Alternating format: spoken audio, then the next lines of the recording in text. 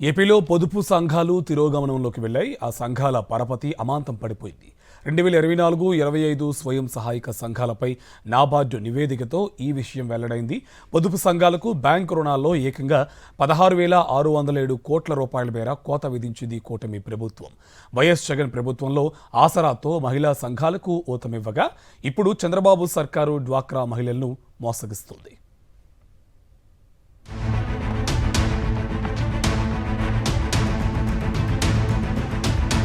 రాష్ట్రంలో మహిళలను హామీలతో మభ్యపుచ్చిన చంద్రబాబు సర్కార్ మోసాలు నాబార్డు నివేదిక సాక్షిగా మరోసారి బట్టబయలయ్యాయి.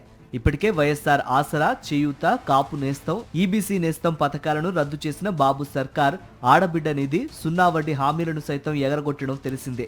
ఈ మోసాలకు బలైపోయిన స్వయం సహాయక పొదుపు సంఘాలు నిర్వీర్యమయ్యాయి.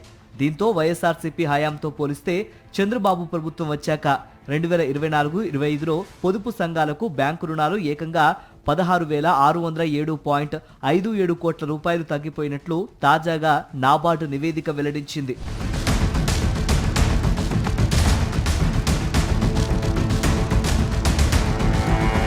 తాము అధికారంలోకి వస్తే పొదుపు సంఘాలకు సున్నా వడ్డీ రుణాలను 3 లక్షల నుంచి ఏకంగా 10 లక్షల రూపాయలకు పెంచి అమలు చేస్తామని మేనిఫెస్టోలో చంద్రబాబు హామీ ఇచ్చిన విషయం తెలిసిందే.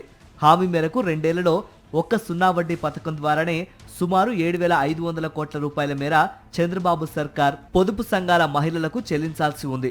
ఇక ఆడబిడ్డ నిధి ద్వారా ఏటా 18,000 రూపాయల చొప్పున రాష్ట్రంలో ప్రతి మహిళకు ఇస్తామన్న హామీని కూడా చంద్రబాబు ఎగ్గొట్టారు.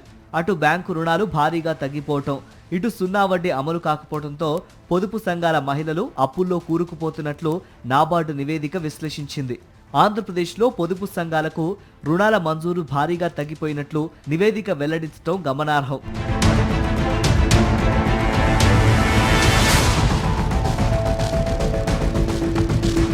రెండు 2014 ఎన్నికల ముందు డ్వాక్రా రుణాలన్నీ మాఫీ చేస్తానని నమ్మబలికి అధికారంలోకి వచ్చిన చంద్రబాబు ఒక్క రూపాయి కూడా మాఫీ చేయకపోగా సున్నా వడ్డీ పథకాన్ని సైతం నిలిపివేశారు. ఫలితంగా పొదుపు సంఘాలు తీవ్ర అప్పుల ఊబిలో కూరుకుపోయి నిరర్ధక ఆస్తులుగా మారాయి. దీంతో నాడు చంద్రబాబు హయాంలో ఒక దశలో 18.36% సంఘాలు ఎన్పీఏలుగా ముద్రపడ్డాయి.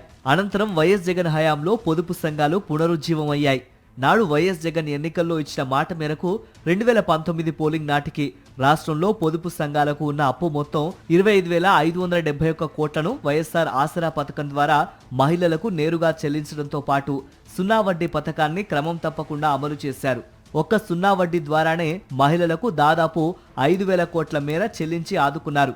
దీంతో పొదుపు మహిళలు సకాలంలో రుణాలు తిరిగి చెల్లించడంతో నాడు ఎన్పీఏల సంఖ్య కేవలం 0.17% పరిమితమైంది. అప్పట్లో దేశంలోనే అత్యధిక క్రెడిట్ లింకేజీ ఉన్న పొదుపు సంఘాలుగా నిలిచాయి.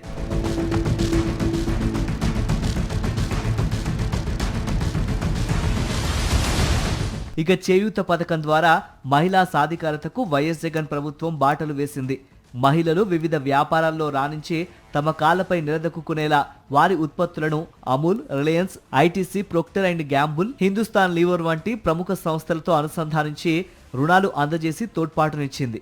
అయితే కూటమి సర్కార్ వచ్చాక రాష్ట్రంలో పొదుపు సంఘాలు తిరోగమనంలోకి వెళ్లాయని 2024-2025 స్వయం సహాయక సంఘాలపై వెల్లడైన నాబార్డు నివేదిక స్పష్టం చేస్తోంది. చంద్రబాబు సర్కార్ మరోసారి మహిళలను ముంచేసిందనడానికి నాబార్డు నివేదిక నిదర్శనంగా నిలుస్తోంది.